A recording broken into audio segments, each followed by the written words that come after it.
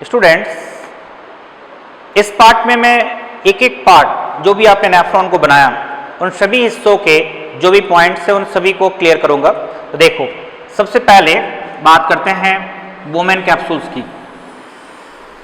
ये बोमेन कैप्सूल्स है double layered form में, और इस हिस्से में बोमेन कैप्सूल्स में जो भी संरचनाएं हैं, जो भी स्ट्रक्चर्स हैं, उनको देखें। आप जानते हो कि बोमेन कैप्सूल्स जो होते हैं वो डबल वॉल स्ट्रक्चर है, यानी ये डबल वॉल फॉर्म में बने होते हैं, यानी बोमेन कैप्सूल डबल वॉल में है। इसके बाहर का जो लेयर है आवरण, उसे पैराइटल वॉल कहते हैं, और अंदर का जो एरिया है उसे विसरल वॉल कहते हैं। विसरल वॉल कहते हैं, यानी ये पैराइटल दीवार और विसरल दीवार कहते हैं। नाउ अब हम बात करें इसमें, तो इस हिस्से में ये वाला जो पार्ट है, इस हिस्से में कुछ गैप्स होगा यहाँ बीच बीच में, ये इस प्रकार के कंटिन्यूस नहीं होगा और इसमें काफ़ी गैप्स होंगे, और इस हिस्से में यहाँ से इस प्रकार के पोडोसाइटिक सेल पाए जाएंगे सब में। ये पोडोसाइटिक सेल, ये पोडोसाइटिक सेल, ये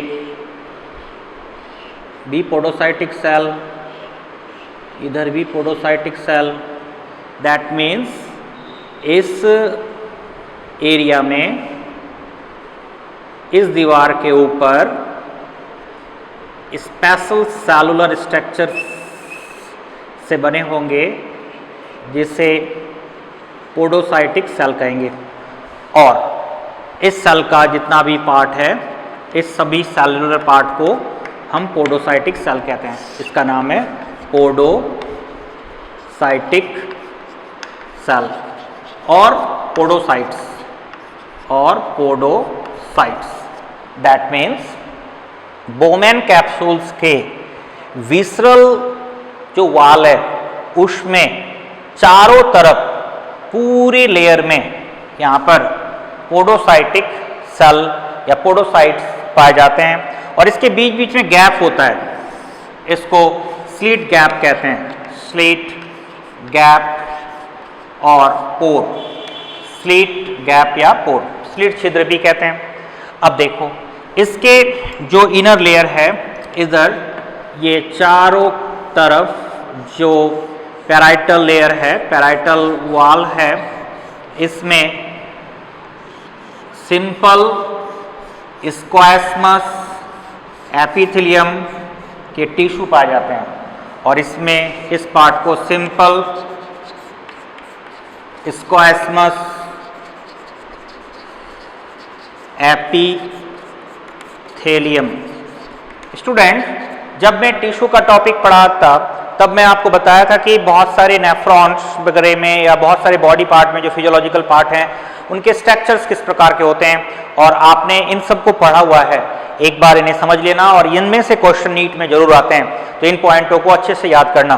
तो देखिए, अब आप डायग्राम समझ रहे हो, डायग्राम का फिजियोलॉजिकल पार्ट में जा रहे हो, तो इन पार्ट के साथ टिश्यू के टॉपिक को ऐड करते हुए इन हिस्टोलॉजिकल स्ट्रक्चर को भी याद रखिएगा।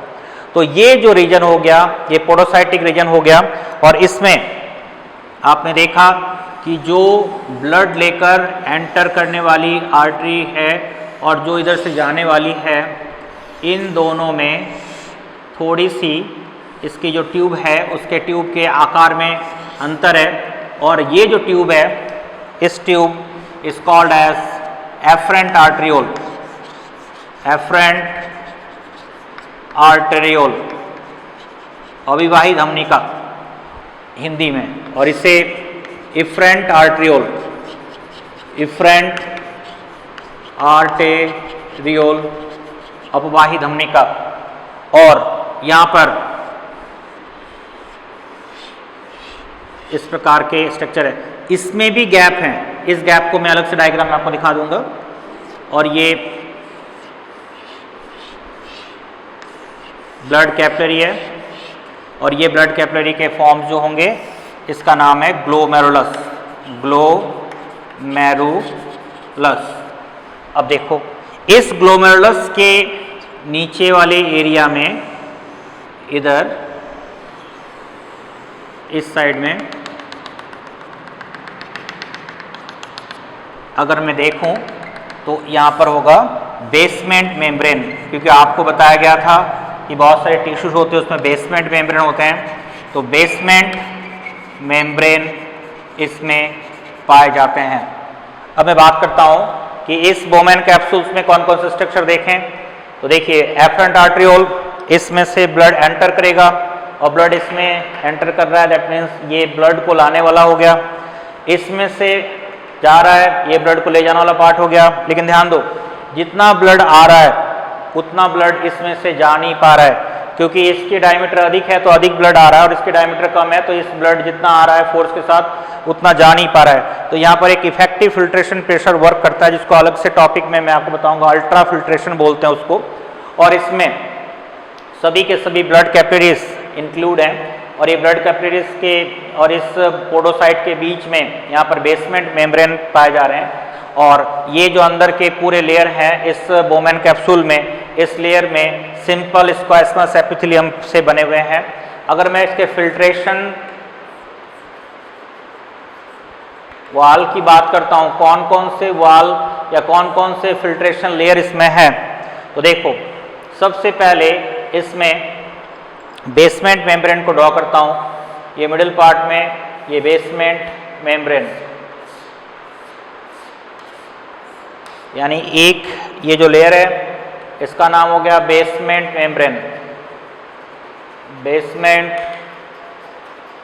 मेम्ब्रेन के ऊपर ब्लड कैपिलरी ग्लोमेरुलस के रूप में है, एंड ब्लड कैपिलरी जो ग्लोमेरुलस के रूप में है वो इस तरह के फॉर्म में है, और ये ब्लड कैपिलरी जो है इस तरह से गैप में है।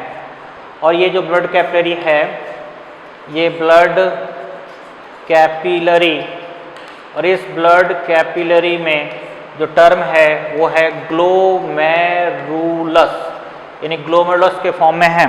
और इसके बीच में ये जो एरिया है इसमें भी गैप है, यानी ये गैप है, ये गैप है, और यहाँ भी पोर पाए जाते हैं, पोर प्रेजेंट, यानी ग्लोमेरुलस में पोर प्रेजेंट होगा जो फिल्ट्रेशन में काम करेगा।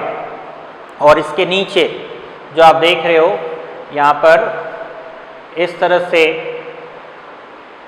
पोडोसाइट के सेल हैं, फिर इस तरह से पोडोसाइट के सेल हैं, और ये कौन है, तो ये हैं पोडोसाइट्स। और आप जानते हो पोडोसाइट्स के बीच में जो गैप है इसे स्लिट पोर, स्लिट गैप या पोर कहते हैं, जो यहाँ लिखा हुआ है स्लिट गैप या पोर। और ये तीनों को कंबाइंड फॉर्म में फिल्ट्रेशन वार कहते हैं।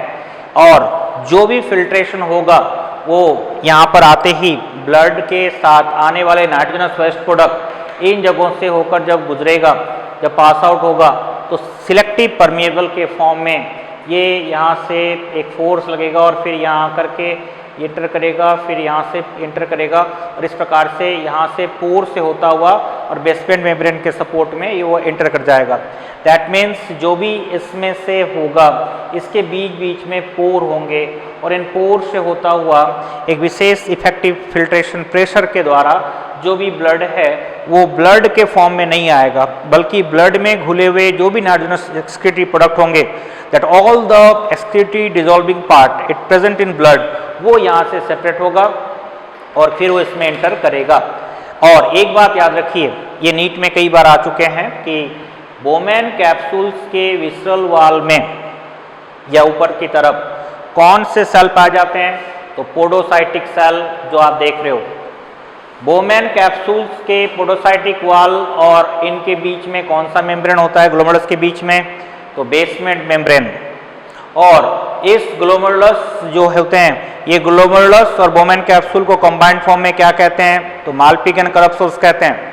और इसमें बहुत छोटे छोटे पोर्स होते हैं, और जो फिल्टर्ड के फॉर्म में इसमें प्रोटीन या दूसरे प्रकार के प्रोडक्ट को तो पार नहीं होने देते हैं, इसलिए यूरिन में सामान्यतः प्रोटीन नहीं होता है।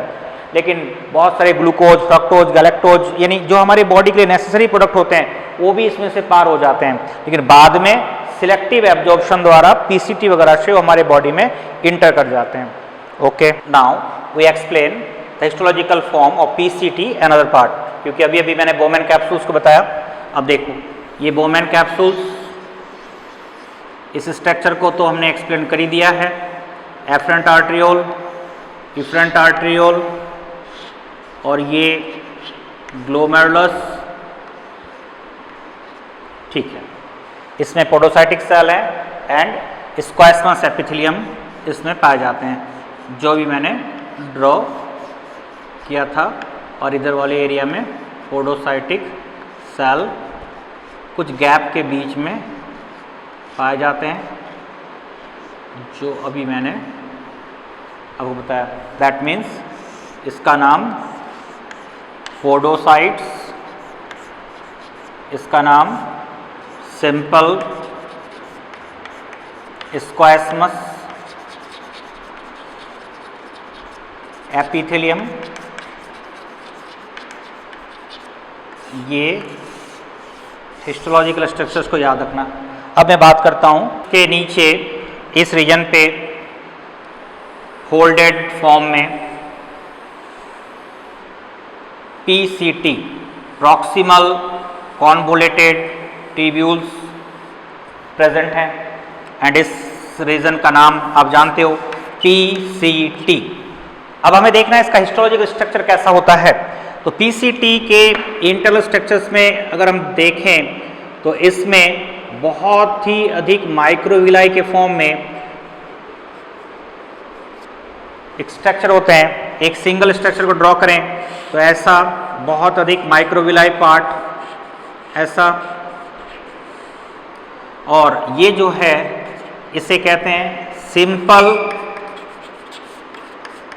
Columnar cuboidal, simple cuboidal brush border epithelium, simple cuboidal brush border epithelium. That means इसमें जो चारों तरफ का स्ट्रक्चर्स हैं इसके इनर रीजन में, इधर भी ये सभी इस तरह से बने हुए हैं और इसमें बहुत ज़्यादा विलाई एंड माइक्रोविलाई के पार्ट्स हैं इस पूरे रीजन में।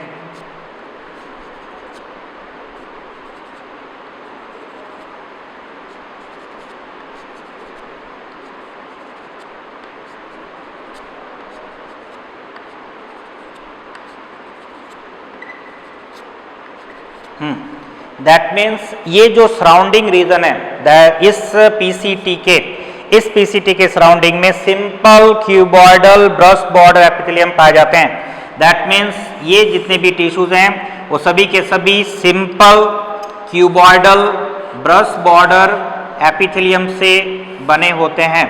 और ये जो स्ट्रक्चरल पार्ट है, ये पॉइंट के ऊपर जो माइक्रोविलाई लाइक स्ट्रक्चर, बहुत अधिक माइक्रोविलाई लाइक स्ट्रक्चर इसमें है, ये माइक्रोविलाई एब्जॉर्प्शन सरफेस को बढ़ा देता है, एब्जॉर्प्शन सरफेस एरिया को इंक्रीज करता है, इंक्रीज कर देता है। That means it is increase the absorption surface area. Suppose जब भी इसमें से कोई फिल्टर पॉइंट में आएंगे और इसके पास से गुजरेंगे तो यहाँ से पीसीटी के रीजन से एक्टिव ट्रांसपोर्ट होगा, और एक्टिव ट्रांसपोर्ट के बाद हमारे बॉडी में पाए जाने वाले जो भी नेसेसरी प्रोडक्ट हैं जो इस रास्ते में आ चुके हैं, जैसे ग्लूकोज, फ्रक्टोज, गैलेक्टोज एक्सेट्रा, उनका 100% इससे हमारे बॉडी में एक्टिव ट्रांसपोर्ट के फॉर्म में बॉडी के अंदर एब्जॉर्ब होगा। और ये ल्यूमेन वाले क्षेत्र में जो खाली क्षेत्र है उससे होता हुआ ब्लड जो है वो लिक्विड पार्ट के रूप में यहाँ पास आउट हो रहे हैं। और इसको मैं अगले पार्ट में एक्सप्लेन करूंगा कौन कौन से पार्ट यहाँ से हमारे बॉडी में री एंटर हो रहे हैं। लेकिन ये फिल्ट्रेशन के एब्जॉर्प्शन सरफेस को बढ़ाते हैं और ये बने होते हैं simple cuboidal brush border epithelium, और इसमें माइक्रोविलाई बहुत अधिक होते हैं जो सरफेस एरिया को इंक्रीज करते हैं। दूसरी बात, इसमें जो भी रीजन है एक्टिव ट्रांसपोर्ट हो रहा है, तो एक्टिव ट्रांसपोर्ट में एनर्जी चाहिए, विदाउट एनर्जी यहाँ ट्रांसपोर्ट होगा नहीं। जब ट्रांसपोर्ट के लिए एनर्जी चाहिए तो जो मैंने रेड कलर में ड्रॉ किया है इसे हम माइटोकॉन्ड्रिया मानिए, और जो माइटोकॉन्ड्रिया है इसके नंबर इस रीजन में बहुत ज़्यादा होंगे। तो माइटोकॉन्ड्रिया जो होगा वो मैक्सिमम होगा, यानी इस पीसीटी के रीजन में बना होगा simple cuboidal brush border epithelium से। इसमें माइक्रोविलाई बहुत अधिक होंगे, सरफेस एरिया को इंक्रीज करेगा, और एक्टिव ट्रांसपोर्ट होने के कारण माइटोकॉन्ड्रिया इसमें अधिक होगा और एटीपी ये प्रोवाइड करेगा और अच्छे तरह से इसमें फिल्ट्रेशन होगा। इसके नीचे के पार्ट को देखें तो इसका थिकनेस कम होगा और ये यू आकार के ट्यूब के फॉर्म में मुड़ेंगे, और इस ट्यूब में बनने के बाद फिर ये थिक पार्ट में कन्वर्ट हो जाएगा,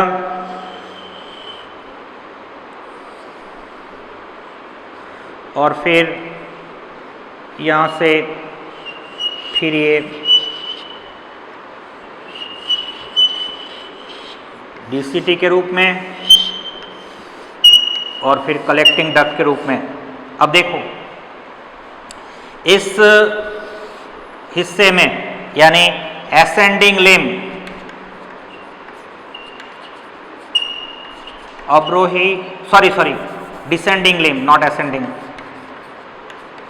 डिसेंडिंग लिम, इस डिसेंडिंग लिम वाले एरिया में जो टिश्यूज होंगे वो होंगे स्क्वायस्मस एपिथेलियम, स्क्वायस्मस एपिथेलियम, और इसके दो पार्ट है, थिक पार्ट और थिन पार्ट। थिक एसेंडिंग लिम और ये है थिन एसेंडिंग लिम। अब ध्यान देना, जो थिक पार्ट है इस थिक पार्ट में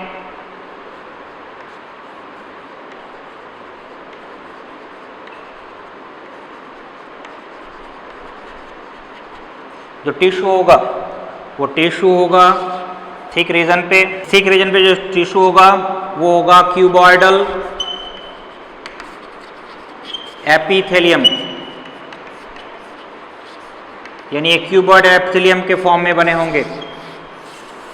लेकिन थिन पार्ट में जो होगा वो होगा स्क्वायस्मस एपिथेलियम,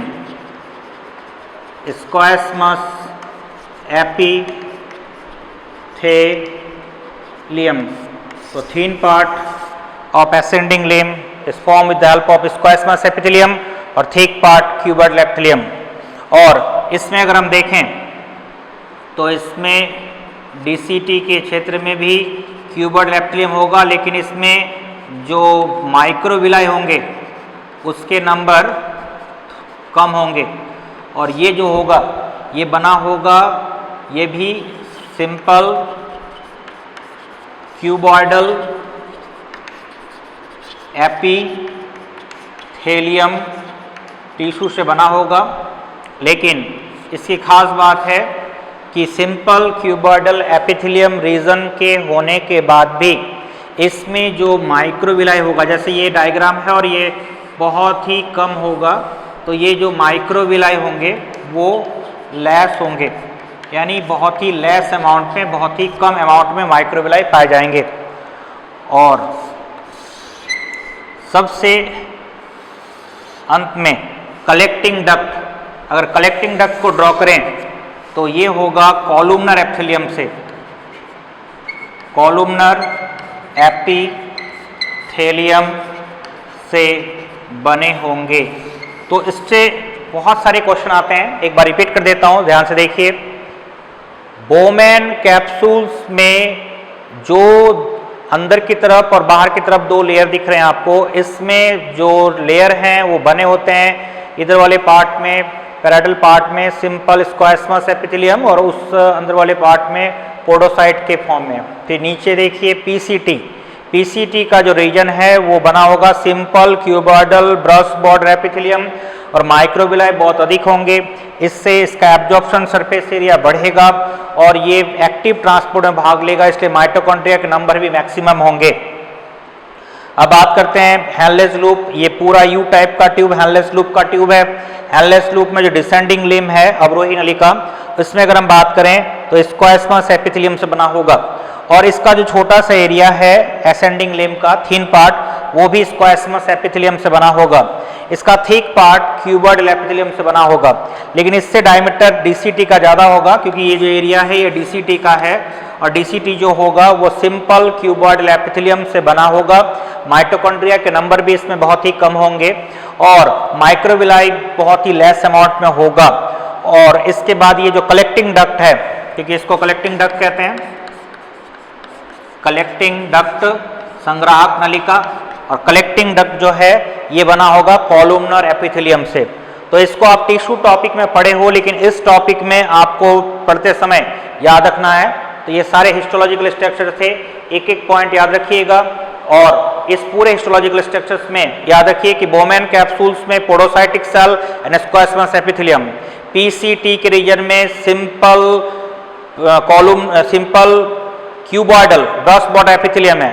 उसके बाद हेनलेस लूप में आइए, इसमें जो असेंडिंग और डिसेंडिंग दो लिम्ब है, तो डिसेंडिंग लिम्ब जो बना होगा सिंपल स्क्वायस्मस एपिथेलियम से, डिसेंडिंग के बाद असेंडिंग के दो पार्ट है, थिन पार्ट सिंपल स्क्वायस्मस एपिथेलियम से, थिक पार्ट क्यूबॉइडल एपिथेलियम से, उसके बाद डीसीटी क्यूबॉइडल एपिथेलियम से, उसके बाद कलेक्टिंग डक्ट वो बना होगा कॉलुमनर एपिथेलियम से। तो इस प्रकार के जो भी एपिथेलियल के पार्ट है हिस्टोलॉजिकल फॉर्म्स वो याद रखिएगा, ठीक है। कि नेफ्रॉन किस तरह से बने होते हैं, इसका इंटरनल टिश्यू कैसा होता है, कौन कौन से टिश्यू कहाँ पार्टिसिपेट होते हैं। आज इसमें आप देखोगे कि नेफ्रॉन में रीनल फ्लो किस प्रकार से होता है। आप जानते हो कि मनुष्य में जो किडनी है, उस किडनी में ये रीनल पेल्विस का क्षेत्र और ये यूरेटर, इसमें जो ब्लड ला रहा है वो कौन है, तो वो है रीनल आर्टरी, रीनल आर्टरी। और इसमें से जो ब्लड पास होकर के निकल रहा है वो है रीनल वेन, इसे कहते हैं रीनल वेन। ये हाइलम का क्षेत्र है जहाँ से ये निकल रहे हैं, और ये रीनल पेल्विस का क्षेत्र है, ये यूरेटर है। ओके, अब देखो, जब ये रीनल आर्टरी अंदर की तरफ किडनी में प्रवेश करते हैं तो ये ब्रांच में विभाजित होते हैं इस प्रकार से, और अंदर और ब्रांच में विभाजित होते हैं, और अंदर इस प्रकार से ब्रांच में विभाजित होते होते होते होते होते होते फाइनली जब ये नेफ्रॉन में प्रवेश करते हैं तो ये ग्लोमेरुलस के रूप में आने के पहले एंटर करते हैं एफरेंट आर्टरियोल के रूप में, यानी रीनल आर्टरी से ही बाद में एफरेंट आर्टेरियोल जो ब्लड को लेकर के नेफ्रॉन में आ रहा है उसका निर्माण होता है ब्रांच होते होते। फिर क्या होता है कि इसमें कैपिलरीज होते हैं और सारे कैपिलरीज इस प्रकार से आपस में जुड़े होते हैं ग्लोमेरुलस के रूप में, और कैपिलरीज के जुड़ने के बाद जब ये ब्लड को लेकर बाहर की तरफ निकलते हैं तो ये जो निकलने वाले स्ट्रक्चर है ये इफरेंट आर्टेरियोल के रूप में है, यानी इफरेंट आर्टेरियोल जो है ये बाद में वेन के रूप में यानी रीनल वेन के रूप में परिवर्तित होंगे। अगर हम इसकी बात करें तो ये भी कई प्रकार के ब्रांच में विभाजित होते होते होते होते होते होते अंत में जाकर के रीनल वेन में ये प्रवेश कर जाते हैं और रीनल वेन का निर्माण होता है। यानी इफरेंट आर्टेरियोल जो अभी अपवाही धमनिका है, अपवाही धमनिका, और एफरेंट आर्टेरियोल जो अभिवाही धमनिका, ये हिंदी में नाम है और आप इसे पिछले क्लास के डायग्राम में पढ़ चुके हो। अब यहाँ ध्यान देना, यानी रीनल आर्टरी जब किडनी में इंटर करता है, रीनल आर्टरी कई ब्रांचेस में विभाजित होते हैं और इन ब्रांचेस में विभाजित होने के बाद ये पतली पतली कैपिलरीज के फॉर्म में विभाजित होते हैं। लेकिन जब ये इस प्रकार से विभाजित होने के लिए पहले एंटर करते हैं हजारों लाखों जो हमारे किडनी के अंदर नेफ्रॉन है उसमें, तो ये एफरेंट आर्ट्रियोल के रूप में प्रवेश करते हैं, यानी रीनल आर्टरी ही एफरेंट आर्ट्रियोल के रूप में इसका निर्माण में भाग लेते हैं। और फिर ये कई प्रकार के कैपिलरीज से होता हुआ जब ब्लड को लेकर किडनी से बाहर निकलते हैं, यानी ये ब्लड को लेकर आ रहा है और ये ब्लड को लेकर जा रहा है बाहर की तरफ, तो जब ये जा रहा है बाहर की तरफ तब ये पतली पतली कैपिलरीज जो यहाँ पर ग्लोमेरुलस से होते हुए बाहर की ओर निकल रहा है, ये कई प्रकार के ब्रांचेस में विभाजित होते हुए लास्ट में रीनल वेन में ये खुलता है। अर्थात इफरेंट आर्ट्रियोल से रीनल वेन के रूप में निर्माण और एफरेंट आर्ट्रियोल जो है वो रीनल आर्टरी का ही रूप है जो पतले ब्रांच के रूप में विभाजित हुआ है।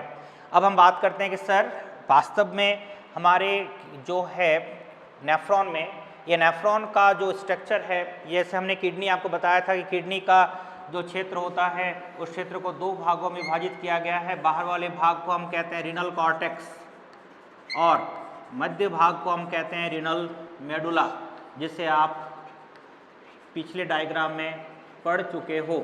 तो रीनल कॉर्टेक्स और रीनल मेडुला के क्षेत्र की संरचना को देखें और इस संरचना में हम ये देखना चाहें कि सर हमारा जो नेफ्रॉन होता है उसका कौन सा पार्ट किस हिस्से में पाए जाते हैं। तो देखिए नेफ्रॉन का ये जो पार्ट है जिसको मैंने इस तरह से अंडरलाइन फॉर्म में दिखाया है, ये कॉर्टेक्स का क्षेत्र है और ये जो पार्ट है ये मेडुला का क्षेत्र है, यानी किडनी के कॉर्टेक्स क्षेत्र में, रीनल कॉर्टेक्स में ये सभी संरचनाएं पाए जाएंगे और रीनल के मेडुला क्षेत्र में ये सभी संरचनाएं पाए जाएंगे। तो जरा देख लें कि रीनल के कॉर्टेक्स क्षेत्र में कौन कौन सी संरचनाएं हैं।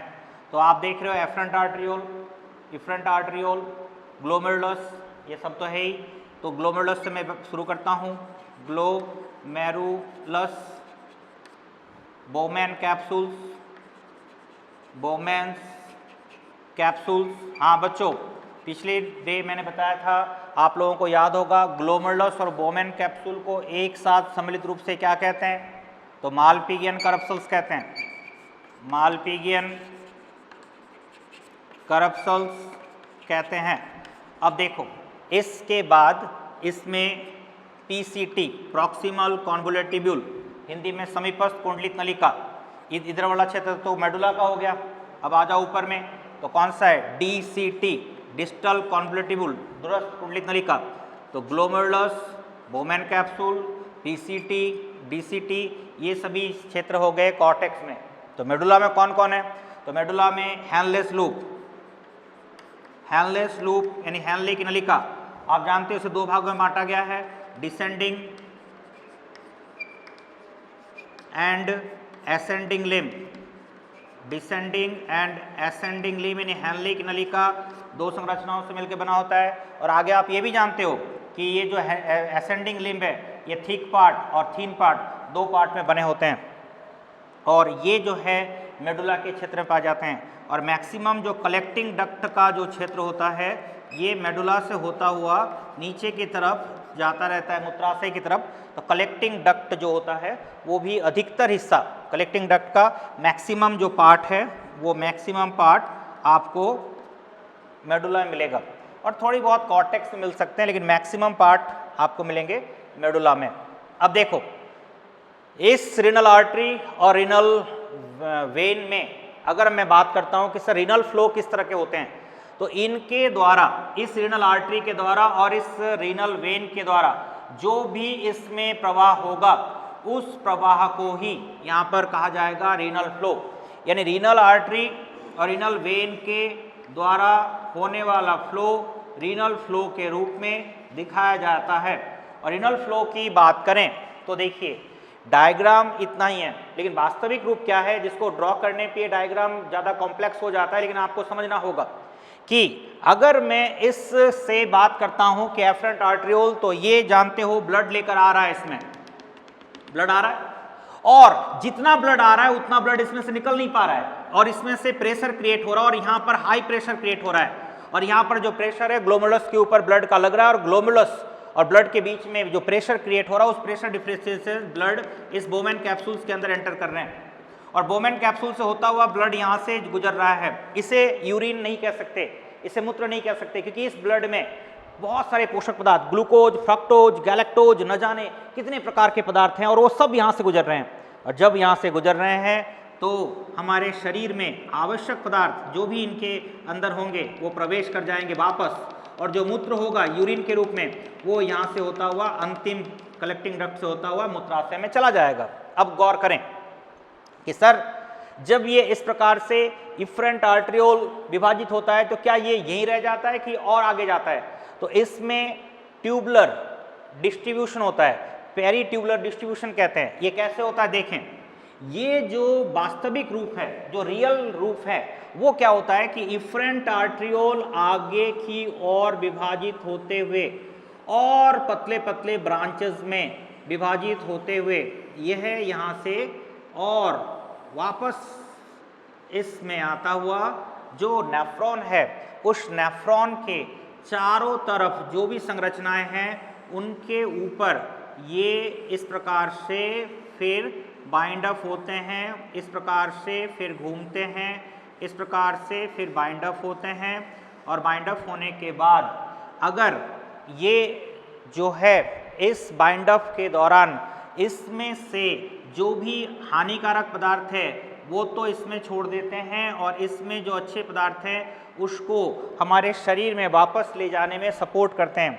इसे पेरी ट्यूबुलर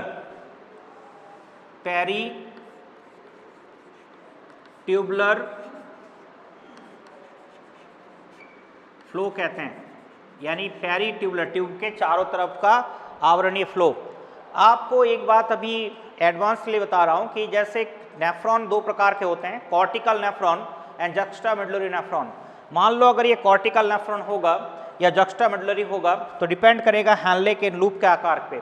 इसे मैं अगले टॉपिक में आपको क्लियर करूंगा, बट अभी हम बात कर रहा हूँ। मान लो ये कॉर्टिकल नेफ्रॉन अगर है तो फिर ये ट्यूब यहाँ से होता हुआ इस प्रकार से आगे की ओर चला जाएगा, इस प्रकार से फिर ये ट्यूब यहाँ से आगे चला जाएगा। यानी पेरी ट्यूबुलर जो रूप आप देख रहे हो, पेरी ट्यूबुलर फ्लो, या डीसीटी में भी देख रहे हो, यानी पीसीटी में भी है और डीसीटी में भी है। लेकिन अगर यही डायग्राम मैं सपोज एक स्टेप आगे जाकर बताऊं कि हमारे शरीर में एक और नेफ्रॉन होता है जिसका नाम है जक्स्टामेडुलरी नेफ्रॉन। अगर ये जक्स्टामेडुलरी होता तो फिर ये इसके ऊपर भी घूमता रहता। अगर जक्स्टामेडुलरी होता और इसके ऊपर भी घूमता रहता तो फिर इसे वासा रेक्टा कहते हैं। वो क्या है सर? तो सपोज करो बच्चों कि अगर हमारे पास नेफ्रॉन जक्स्टामेडुलरी रूप में हो तो ये जो आप पार्ट देख रहे हो ये और नीचे की तरफ जाएगा और अभी डीसीटी में जाने के पहले इसके ऊपर इसकी इस प्रकार से बाइंड अप होगा और इस प्रकार से ये इसके ऊपर घूमेगा। इधर से भी आइए और ये इसके ऊपर इस प्रकार से घूमता हुआ, इस प्रकार से घूमता हुआ, इस प्रकार से घूमता हुआ, अंत में जाकर के डीसीटी के पास उधर खुल जाते। अर्थात अगर हमारे पास नेफ्रॉन के प्रकार जक्स्टामेडुलरी रूप में होते तो हैनले के लूप के समानांतर ये जो रक्त की नलिका है, इफरेंट आर्टरियोल, ये इस प्रकार से घूमता तो इस संरचना को वैसा रेक्टा कहते हैं। तो वैसा रेक्टा नामक संरचना केवल पाया जाएगा जक्स्टामेडुलरी नेफ्रॉन के क्रम में। अभी आप ज़्यादा कंफ्यूज ना हो, बस इतना समझें कि जब भी ब्लड इसमें आएंगे और ब्लड आने के बाद अगर इसमें से ब्लड का फ्लो फिर से होता हुआ ये इसके ऊपर ट्यूब के ऊपर यानी प्रॉक्सिमल कॉन्वोल्यूटेड ट्यूब, इस ट्यूब के ऊपर फिर से घूम रहा है तो पेरी ट्यूबुलर फ्लो कहेंगे। यानी ट्यूब का नाम पीसीटी, ट्यूब का नाम डीसीटी और इसके ऊपर ये घूम रहा है और इस दौरान भी ये पोषक पदार्थों को ले रहा है और हानिकारक पदार्थों को इसमें छोड़ रहा है। और इस प्रकार के संरचना में अगर कॉर्टिकल नेफ्रॉन होगा तो कॉर्टिकल नेफ्रॉन में ये पीसीटी और डीसीटी के क्षेत्र में बहुत ज़्यादा ये नलिकाएं आकर के उलझ जाएगा। और अगर ये कॉर्टिकल नहीं जक्स्टा मेडुलरी नेफ्रॉन होगा तो फिर ये इस हैनले की नलिका के चारों तरफ भी बहुत ज़्यादा बाइंड अप होगा और बाइंड अप होने के बाद ये ऊपर की तरफ जाएगा। ये जो बाइंड अप हो रहा है ये होगा केवल जक्स्टा मेडुलरी नेफ्रॉन में। तो जक्स्टा मेडुलरी में वैसा रेक्टा नामक एक संरचना होगा। वैसा रेक्टा क्या है, इसका परिभाषा समझ लें कि हैनले की नलिका के समानांतर पाई जाने वाली रक्त नलिका को वैसा रेक्टा कहते हैं। यानी वैसा रेक्टा का परिभाषा है हैनलेस की नलिका के समानांतर रक्त नलिका, हैनले की नलिका के समानांतर जो रक्त नलिका है उसे ही वैसा रेक्टा कहते हैं। अब इसको इस रूप में हम दिखा सकते हैं।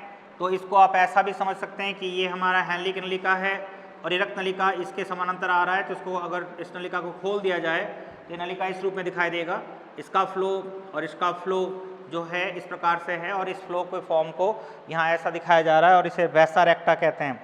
तो हैनले की नलिका के समानांतर रक्त नलिका की जो भी संरचना निर्माण कर रही है इफरेंट आर्ट्रियोल के रूप में, वो वैसा रेक्टा है। तो आपने क्या देखा, एक मिनट रिकॉल कर लो। आपने देखा कि हमारे पास किडनी में जो रक्त लेकर आती हैं किडनी के अंदर उसे रीनल आर्टरी कहते हैं। रीनल आर्टरी आगे बहुत सारे ब्रांच में विभाजित होती है और ब्रांच में विभाजित होने के बाद यही नेफ्रॉन तक पहुंचती है और ये एफरेंट आर्ट्रियोल का निर्माण करती है। यानी रीनल आर्टरी का निर्माण एफरेंट आर्ट्रियोल के रूप में या रीनल आर्टरी जो है वही बाद में विभाजन के रूप में एफरेंट आर्ट्रियोल के रूप को निर्माण करते हैं। फिर एफरेंट आर्ट्रियोल आगे जाकर पतले पतले ट्यूब में विभाजित होते हुए ग्लोमुलस के रूप निर्मित करते हैं और ग्लोमुलस के बाद जब ये रक्त को लेकर किडनी से बाहर निकलते हैं तो फिर ये पतले पतले ब्रांच में विभाजित होकर मेन वेन में विभाजित होते हैं। तो जो ये पतले पतले ब्रांच है जो इसमें इसकी तुलना में इसके डायमीटर कम है, जो आप इस चित्र में देख रहे हो इसका डायमीटर ज़्यादा है और इसका डायमीटर कम है और ये निर्माण करता है इफरेंट आर्ट्रियोल का और इफरेंट आर्ट्रियोल बाद में रक्त को बाहर निकालता है। इसे ही कहते हैं रीनल फ्लो। इस रीनल फ्लो में एफरेंट आर्ट्रियोल रक्त लेकर आ रहा है और यही आर्ट्रियोल जब आगे जाकर ब्रांच में विभाजित होती हैं और अशुद्ध रक्त को लेकर के किडनी से बाहर निकल रही हैं तो इस समय ये इफरेंट आर्ट्रियोल के रूप में होती है। वास्तविक रूप में इफरेंट आर्ट्रियोल आगे जाकर के फिर ये पीसीटी, डीसीटी या हैनले की नलिका के ऊपर इस प्रकार के ब्रांच के रूप में विभाजित होती है और इस प्रकार के विभाजन को ट्यूब के ऊपर होने पर पेरीट्यूबुलर फ्लो कहते हैं और अगर हैनले की नलिका के ऊपर होता है तो वैसा रेक्टा कहते हैं। याद रखना हमारे पास दो प्रकार के किडनी हैं, दो प्रकार के हमारे पास नेफ्रॉन्स है। एक का नाम है कॉर्टिकल नेफ्रॉन, एक का नाम है जक्स्टा मेडुलरी नेफ्रॉन, जिसको मैं आगे आपको समझा रहा हूँ। कॉर्टिकल नेफ्रॉन जो है अगर होगा तो पेरीट्यूबुलर जो है संरचना ये बहुत अधिक होगा। इसमें पीसीटी, डीसीटी के क्षेत्र में ये नलिकाएं बहुत अधिक पाई जाएंगी और अगर ये जक्स्टा मेडुलरी नेफ्रॉन होगा तो इसमें वैसा रेक्टा के क्षेत्र अधिक होंगे और इस क्षेत्र में ही रक्त नलिका अधिक मात्रा में पाई जाएगी। उसमें ट्यूबुलर के क्षेत्र में रक्त नलिकाएं की संरचना कम पाए जाएंगे उसमें। तो वैसा रेक्टा क्या है कि हैनले की नलिका के समानांतर जो रक्त नलिकाएं पाई जाती है उसे वैसा रेक्टा कहते हैं।